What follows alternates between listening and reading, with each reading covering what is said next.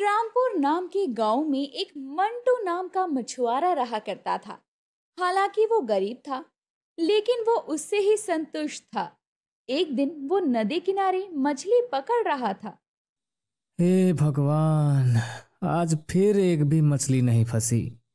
2 दिन से यही हो रहा है। अब तो घर का राशन भी खत्म होने वाला है। अब क्या होगा। चलो, अब तो शाम भी होने वाली है। अब घर चलता हूँ।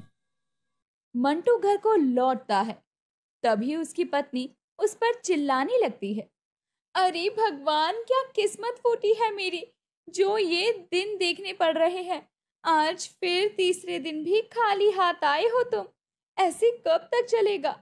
आज भी भूखे सोएंगे क्या हम? अरे कुछ नहीं है खाने को घर में। जाओ, जाकर पानी पी लो और सो जाओ। अरे तुम चिंता क्यों कर रही हो? जल्दी ही सब ठीक हो जाएगा। अजी, क्या खाक ठीक होगा? तुमसे कुछ नहीं होने वाला। हे भगवान, आज कुछ मछली फंस जाए, नहीं तो मेरी पत्नी मुझे कच्चा चबा जाएगी। आज तो 2-4 मछलियां फंस जाए। मछली की उम्मीद में सुबह से शाम हो जाती है, लेकिन एक भी मछली नहीं फंसती। मंटू बहुत निराश हो जाता है और घर वापस लौटने की तैयारी करने लगता है कि तभी अरे ये क्या? लगता है कुछ बहुत ही भारी मछली फंसी है। देखो तो क्या है। मंटू जोर लगाकर जाल को खींचता है। उड़ी बाबा, ये तो सोने की मछली जैसी लग रही है। और कितनी बड़ी है ये। मुझे छोड़ दो, मुझे छोड़ दो। मैं एक जल परी हूँ, मुझे मत मारो। अगर तुम मुझे छोड़ दोगे तो मैं तुम्हारी हर इच्छा को पूरी करूंगी। नहीं नहीं जल परी, मुझे तुमसे कुछ नहीं चाहिए। मैं तुम्हें नहीं मारूंगा। तुम जाओ। ये कहकर मंटू फिर उस दिन खाली हाथ अपने घर को लौटने लगता है। घर पहुंचते ही उसको खाली हाथ देखकर उसकी पत्नी फिर से भड़क उठती है। वहीं रुक जाओ, अंदर मत आना। आज तो घर में जहर खाने के भी पैसे नहीं हैं और तुम्हें जरा भी शर्म नहीं है क्या? तुम आज भी फिर से खाली हाथ ही लौट आए। भाग्यवान, सुनो तो मेरी बात। मंटू अपनी पत्नी को सारी बात बताता है। उसकी बातों को सुनकर पत्नी और ज्यादा गुस्सा हो जाती है और बोलती है, तुमसे बड़ा मूर्ख नहीं देखा मैंने। ठीक है, मछली नहीं फंसी, लेकिन जब जलपरी ने तुमसे इच्छा पूरी करने की कहा तो तुमने कुछ मांगा क्यों नहीं? अरे नहीं, हमारे पास जो है हम उसी में खुश हैं। क्यों किसी चीज का लालच करना। देखो, या तो उस जलपरी से अपनी इच्छा पूरी करवा कर आओ, या फिर मैं चली अभी घर छोड़कर। अरे रुको रुको, मैं जाता हूँ, लेकिन मांगूंगा क्या? अजी, कुछ खाने पीने का सामान ही मांग लाओ। बहुत जोरों की भूख लगी है मुझे। ये कहकर मंटू वापस नदी के पास चला जाता है और नदी के किनारे पहुंचते ही अरे ओ जलपरी, कहाँ हो? सुनो, अरे ओ जलपरी। क्या हुआ? तुमने मुझे क्यों बुलाया? वो जलपरी, मेरे घर में कुछ भी खाने को नहीं है, तो कुछ खाने पीने को दे दो। ठीक है, जब तुम घर जाओगे तो तुम्हारी इच्छा पूरी हो गई होगी। मंटू जैसे ही घर लौटता है तो देखता है कि उसकी पत्नी बहुत सारे व्यंजनों का मजा ले रही होती है। अरे ये देखो, क्या बढ़िया बढ़िया खाने के सामान है। आओ आओ, तुम भी खाओ। सुनो जी, खाना तो अच्छा खा ही रहे हैं, अब कुछ अच्छा पहनने को भी मिल जाए तो मजा आ जाए। जाओ, जाकर जलपरी से कुछ कपड़े और मेरे लिए कुछ गहने मांग लाओ। परेशान और मजबूर मंटू अगले दिन सुबह फिर से जलपरी के पास जाता है। अरे ओ जलपरी, कहाँ हो? सुनो, अरे ओ जलपरी। क्या हुआ? तुमने मुझे क्यों बुलाया? वो जलपरी, मेरी पत्नी को कुछ कपड़े और गहने चाहिए। क्या तुम वो सब दे सकती हो? ठीक है, जब तुम घर जाओगे तो तुम देखना, तुम्हारी इच्छा पूरी हो गई होगी। मंटू फिर निराश होकर अपने घर लौटता है तो उसकी आंखें फटी की फटी रह जाती है। उसकी पत्नी नए नए कपड़ों और गहनों से सजी हुई बैठी थी और बहुत खुश थी। अरे देखिए ना, मैं कितनी सुंदर लग रही हूँ, हम कितने अमीर लग रहे हैं ना। वाह, मजा ही आ गया। अब हम अच्छा खा भी रहे हैं और अच्छा पहन भी रहे हैं। देखो, इतना लालच ठीक नहीं है। जितना है हमें उतने में ही खुश रहना चाहिए। तुम रहने दो जी, तुमसे तो बात करना ही बेकार है। अगले कुछ महीनों तक सब ठीक चलता है। मंटू और पत्नी अच्छे से जीवन बिता रहे थे और वो खुश भी थे। तभी मंटू की पत्नी के मन में एक और इच्छा पैदा होती है। सुनो, मैं ये कह रही हूँ कि अब ऐसे महंगे महंगे कपड़े और गहने पहनकर ऐसे झोपड़ी में रहना शोभा नहीं देता। सुनो ना, जाओ ना, जाकर उस जलपरी के पास जाओ और एक सुंदर और बड़ा सा घर मांग लाओ ना। जाओ जाओ। अरे नहीं, अब पानी सर के ऊपर जा रहा है। अब तुम्हारा लालच बहुत बढ़ गया है। मैं नहीं जा रहा हूँ। देखो, ऐसा मत करो, ये बस आखिरी इच्छा है मेरी, इसके बाद मैं कुछ नहीं मांगूंगी। मंटू अपनी पत्नी की बात मान लेता है और फिर उस नदी किनारे जा पहुंचता है। अरे ओ जलपरी, कहाँ हो? सुनो, अरे ओ जलपरी। क्या हुआ? तुमने मुझे क्यों बुलाया?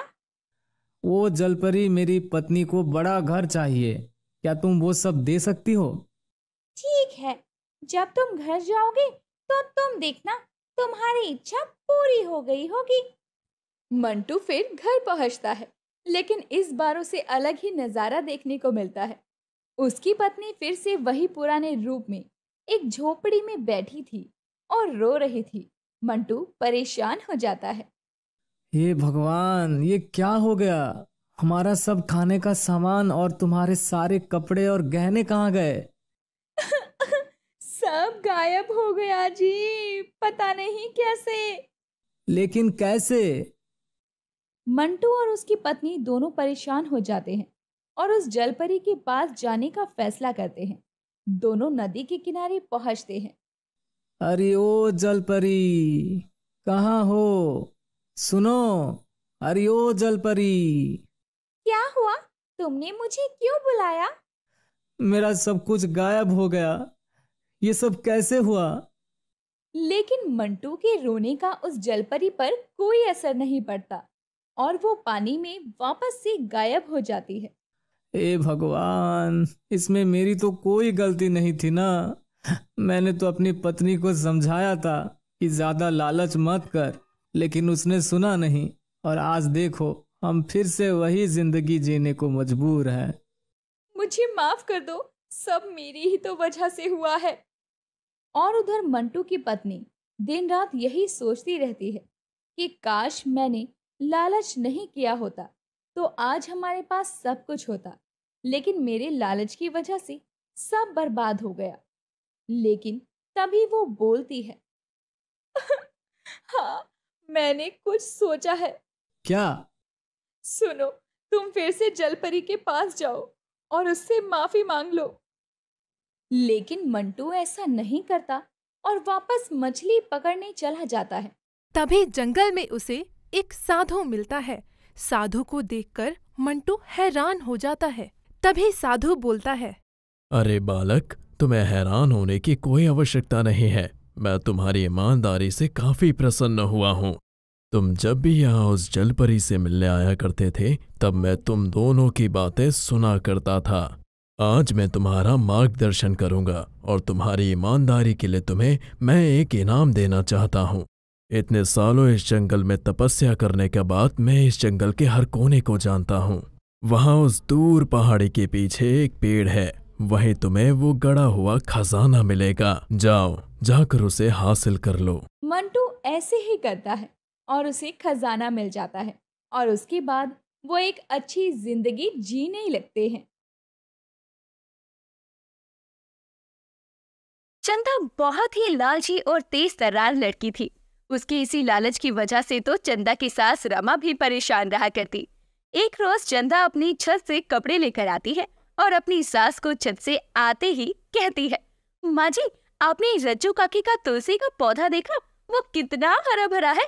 बल्कि आपने और उन्होंने दोनों ने तुलसी के पौधे एक साथ बोए थे, और उनका पौधा देखो और आपका देखो। बहू, तेरा लालच तो कुछ ज्यादा ही हद से बढ़ नहीं रहा। भला आप तुलसी के पौधे में भी क्या ही लालच करेगी। माँ जी, आप देखेंगे तो आपको भी लगेगा कि हाँ, चंदा बिल्कुल ठीक कह रही थी। बहू, अगर तू इतना ही लालच कर रही है तो तुलसी को देखकर तो मैं तुझे ये कहना चाहती हूँ कि रज्जो की बहू रोज सुबह उठकर तुलसी में नहा धोकर जल डालती है और उसकी पूजा करती है, और तू तो गलती से भी तुलसी में पानी देने की सोचती रही, और सर्दियों में तेरा नहाना तो भूल जाओ। माँ जी, आप भी जानती है ना कि मुझे कितना काम होता है।